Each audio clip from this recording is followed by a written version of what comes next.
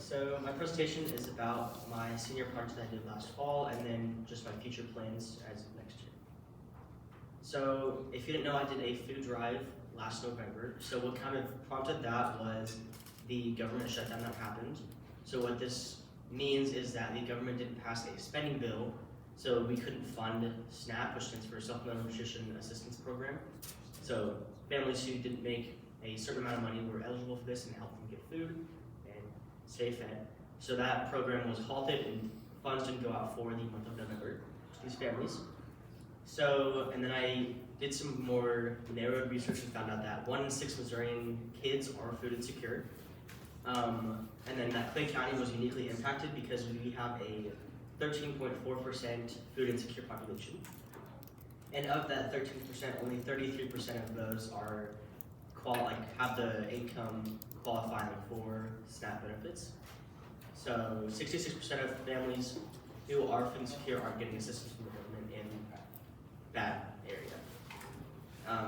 So this is a snapshot of my proposal that I created that I sent to admin along with my fundraiser application form.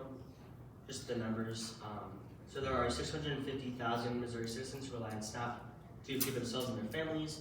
That's from Missouri Budget Project last year. And then food insecurity puts you at higher risk of a lot of different health problems, such as cognitive and behavioral problems, anxiety, depression, and chronic illnesses such as asthma and anemia can be more likely for you to develop.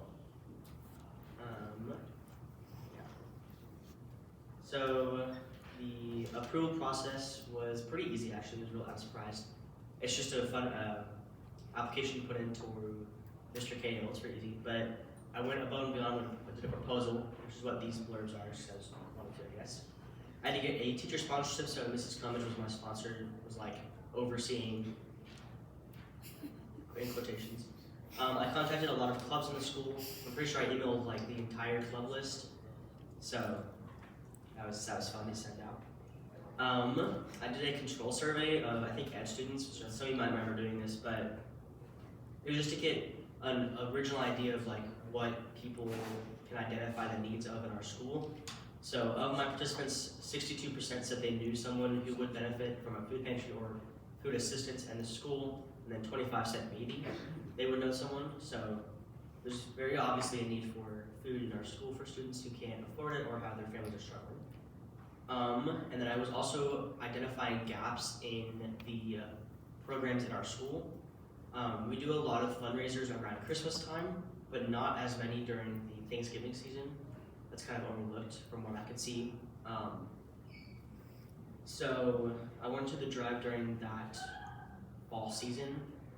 So the week I did was the final full week before we leave for fall break. So it was like November 12th or something, I don't remember. And then I had to come up with some ways to advertise the fundraiser. So I mostly just did posters and signs around the school. I think there's some still up, it's the purple ones. I didn't end up doing anything on Killer Chance, but we did, I think, some emails out. So I think it was pretty successful. So the impact of my food drive, you can see the signs I put out with my collection bins. We had over 150 pounds of food donated to the drive.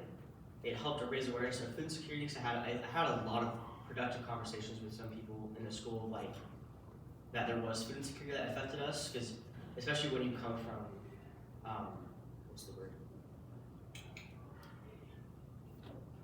I don't know what I was saying, but when you are privileged to not have to think about food insecurity, you often don't think of it as an issue in general. I know that's not everyone, but there are definitely people who do think like that. I was like that at some point, so.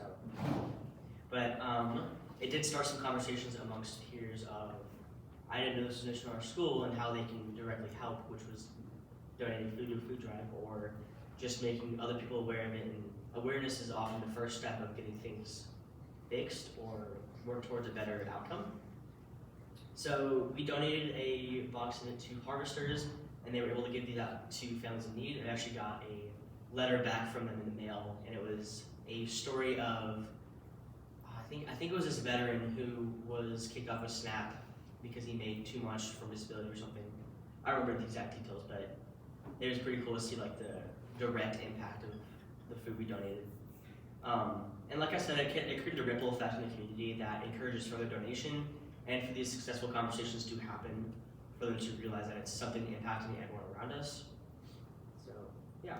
And then for my future plans, in August, I will be moving to Seattle, Washington, and I will be attending Seattle Central College in downtown. I will be studying technical theater for social justice. So basically, I was able to combine my passion for theater and social justice into one program, which is really freaking cool.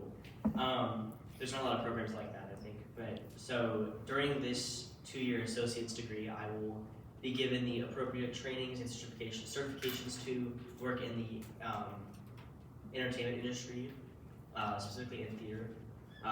And then I'll be also taking classes about how technical theater applies to social justice and like diversifying groups and opinions in the field. So yeah, so once I accomplish that, I haven't decided if I'm going to keep going to school after that or go straight into the workforce, but